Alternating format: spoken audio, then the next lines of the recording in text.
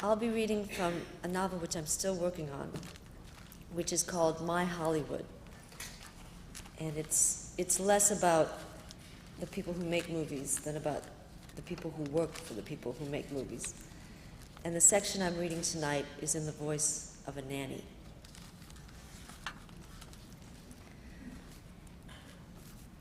Ruth told me when I first came here, I don't need to teach you children. You have been a mother to 5, she said. You know. Children are not hard. But most you have to think about the mother. Here, the mothers are the ones who throw the tantrums. You may have had nannies, but you have not before been a nanny. I hold my hands open in front of me to take away whatever my employer is beginning. If she starts to sew a button, I finish. If she is rinsing a lettuce, I say, I will be the one. When the guy spills something and pounds a wet napkin at the spot, I reach out my hand and say, give it to me, I will make it clean.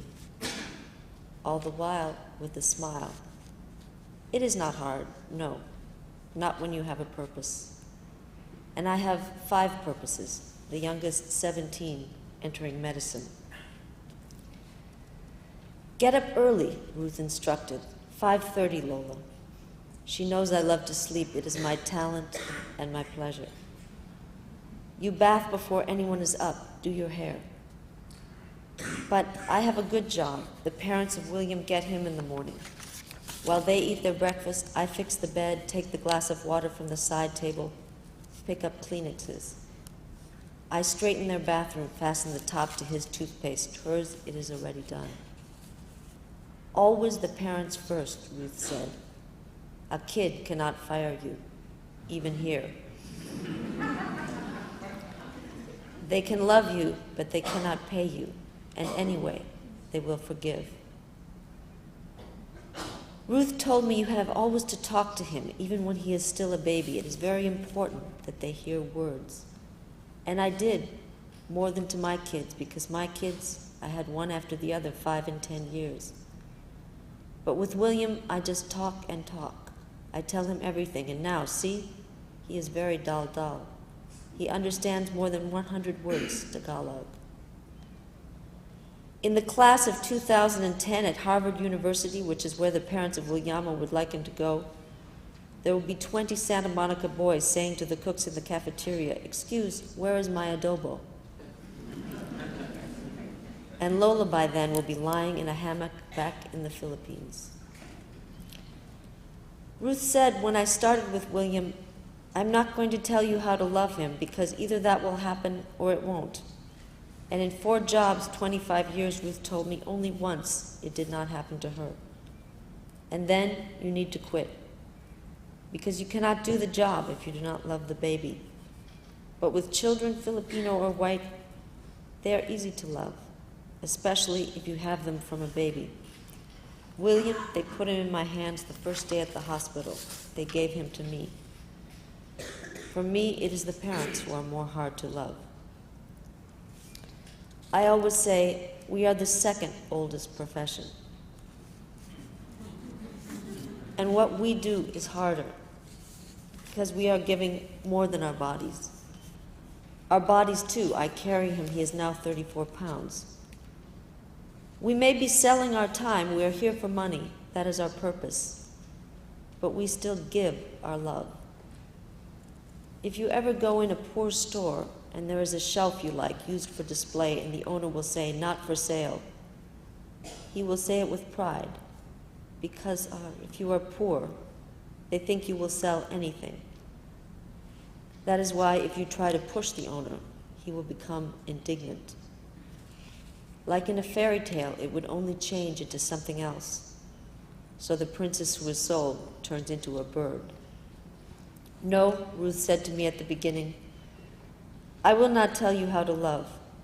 I wouldn't if I could, because what I would tell you if I knew would be how not to so much. Because you will love him the same as your own, and they never do. They love you, but it is not the same. I told her then, I know, I am a mother too.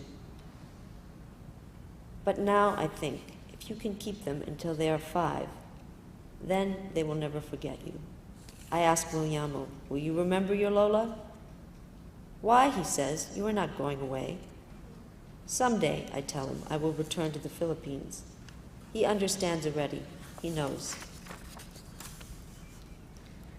Come on, come to Lola. I have something for you, I say, because he is very angry. Usually it is the dad, but now it was the mother he was hitting. She put a hand to her eye and I got ice the way I do with his boo-boos. So I take him in my arms away.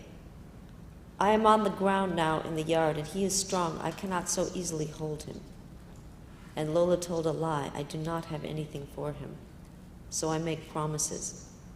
Someday, I whisper, I'm going to take you home with me to the Philippines, and there we will make the ice candy. He is still in my arms, but he is not any longer fighting. His bones, they are different now, not pushing to get out. They fall in a pattern like the veins of a leaf. I will put you in my pocket and feed you one candy every day. And you will be happy, because the ocean at our place, it is very blue. The sky, it is higher than here. The fruits that grow on the trees, very sweet. His head is down to the ground between his knees, but he is listening. In my pocket, I will give you one grape you can play with for a ball. If you were a kangaroo, you would have a pouch, he grumbles. He is better now, slower, his heart. I see through the window his mother on the telephone. She holds the ice to her eye and walks around the kitchen while her mouth moves very fast.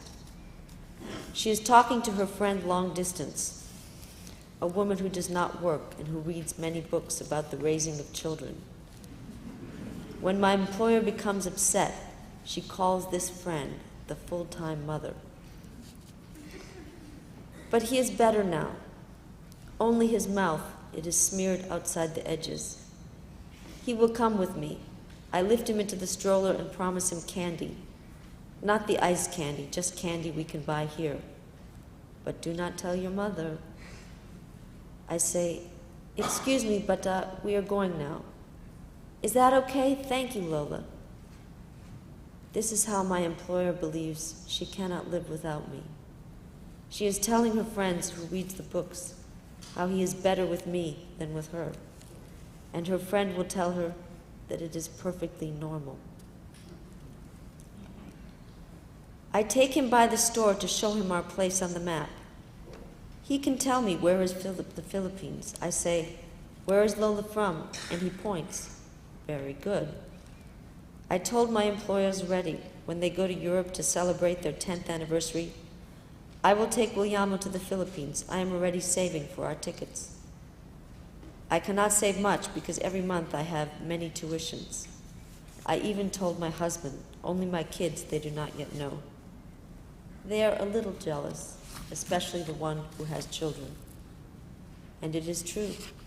I am closer to him than I am to my grandchildren because I see him every day. He is my albino grandson. We are just alone. I am pushing him in the stroller and he sits. That is the good of fighting. It makes them very tired. The sun is solid like many small weights on our arms. I pass by the park and in the distance we see friends, babysitters, and they wave, but he doesn't want to get out of his stroller, so we just go under the tall trees.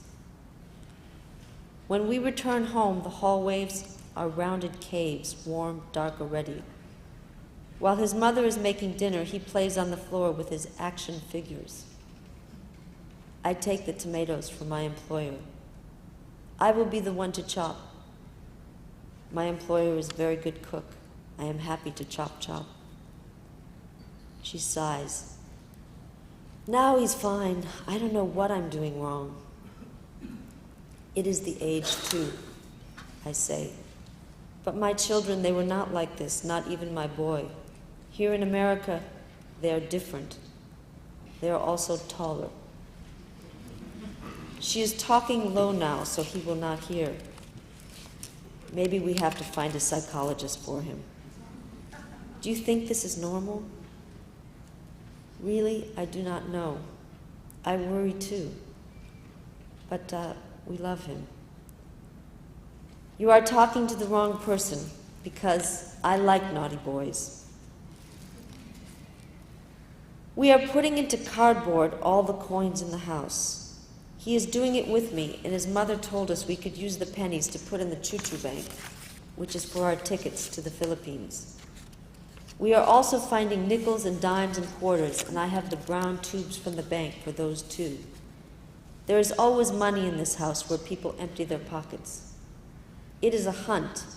I tell Williamo, puddles in the carpet, on the counters, and little dishes. All over we find safety pins, paper clips, coins. If someone came to the door with a pizza and I needed $10, I could go around and always find in coat pockets and cups where there are also little slips of paper with writing. My house in the Philippines is like this too. I leave money in places I forget. That way, if I become very low, I can dig for what I need. William is a very good worker. We just pile the logs of finished coins. If we can also save the money that is for quarters and dimes and nickels, we will have a lot. Already I have saved 75. But I will have to find the right way to ask. The pennies, they are already ours.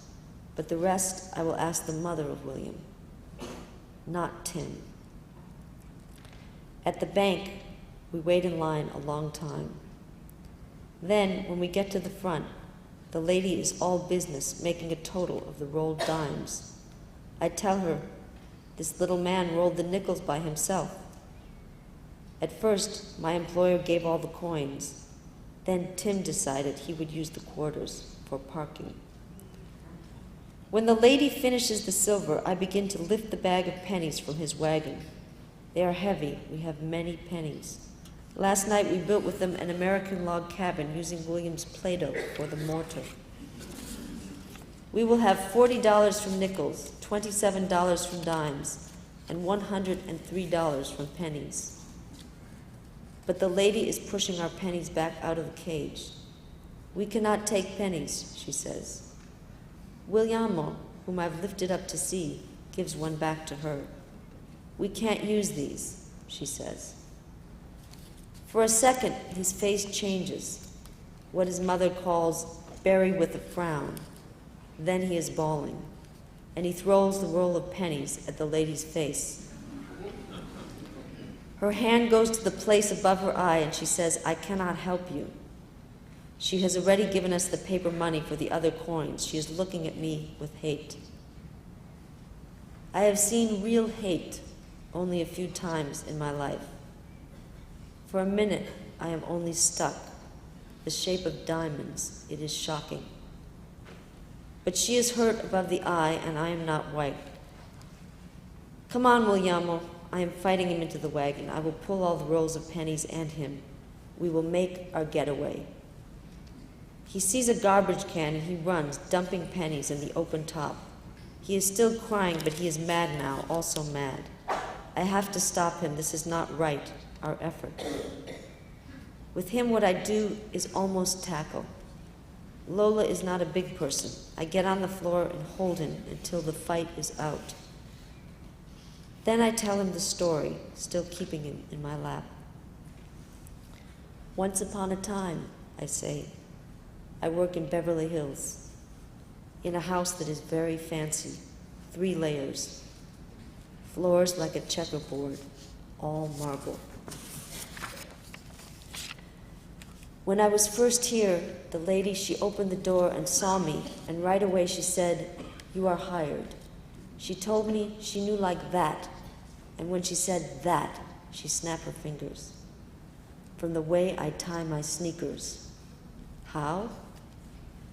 She thought Lola was a tidy person. But Lola is not so very tidy, not really. I can be if I have to. And for her, I was neat. I clean everything. But that is not the way I live my life. It is too much time always straightening. I would rather see people, taste some part of life. The lady's husband, he had an office, and she wanted that to be neat too. She hired me extra to go on the Saturday and straighten. He was there working while I cleaned, and he had one jar like this up to my waist full with pennies. And I asked him, did he want me to get tubes from the bank? And he said, you can take the pennies. But I could not lift. So I came back Sunday, my day off, and I sat on the floor out of his way and put all the pennies into tubes. He stepped around me when he went down the hall to use the restroom and the machines. He'd ask me how much money it was as he went by, and I'd tell him the total so far. $36. Good job, Lola. The next time it was 92. By the last time he passed, I was at 306. That time his face looked strange, like two lines crossed over it. He went down the hall and I heard Xeroxing. On his way back, he stopped over me and said, maybe you better leave the pennies. Whatever you like, it is up to you. When he was back in his office on the phone, I got up and left it all there, the rolled pennies, the pile on the floor, the jar turned over. I took the bus to my sister and I never went back to that house. That was the end of my career for a Beverly Hills nanny. Is that when you came to me? That is before. You were not yet born. But when the husband took the pennies I rolled to the bank, you know what they are telling him? They are telling him too what they are telling us, we cannot help you. And you know what he will do then? He shouldn't have taken your pennies, Lola. He is a bad man. A little bad. Listen, you know what he will do? He will throw the pennies in the garbage and walk away in a hurry. He is always in a hurry because he is rich. He is too busy, see? Now I am fishing with my arm in the garbage, feeling among wet things for our tubes, the ones William threw. But we will do something else. Come, you watch, Lola. I pull him in the wagon out into the bright air, and we roll to the 5 and dime and the candy store. Each place, I count out the money in pennies. I put in piles of 10 on the counter, so it is easy for the register clerk. My father always said, spend your small money first. He remembered in the Philippines when money became toy. The small denominations, they would not buy anything. And still at that time, he told me, there is so much wealth.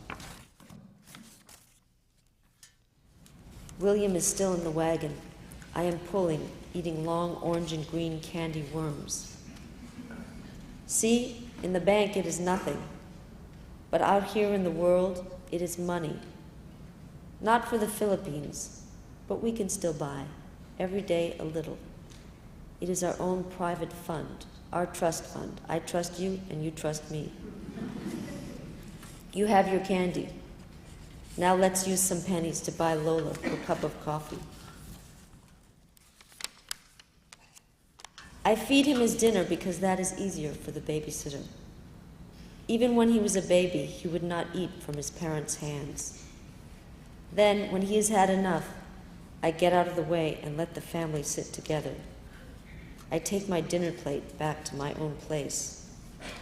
At first, they used to ask me to eat with them, but I always said no.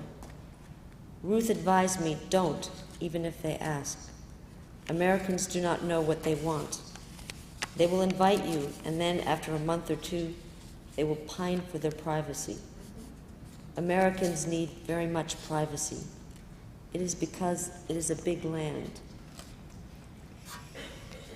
The house of my employer is a simple house, not like the house of the lady in Beverly Hills who hired me for my shoelaces. It is only 10 feet from their back door to my open screen. I hear the birds, I see the outline of their house, the roof looks dark blue now. I do my own dish in the small sink. There at home, across the ocean, I have a house. Here I have this one room attached to the garage. Bed, sink, bathroom in the corner, television. There I live always with other people, our kids, their friends, our parents. People are always in our house. This room is my place here, this time of night. I sit in my chair with my door open. Really, I don't like to be alone because when I am alone, I do things I would never do with other people. I have always been the clown. In my family with Antonio, he is the serious one. But when I am alone, I cry. It is a strange thing. I'm happy crying, untangling the strings of the day. It is like working with my hands, doing something that should be done. And after a few minutes, I'm finished, the lines laid out straight. And it is at this time I begin to hope Williamo will come running to my place and crash through the screen door, collapse on me, yelling, Lola. And he does. Every time I will hope, he comes galumphing. Thank you so much.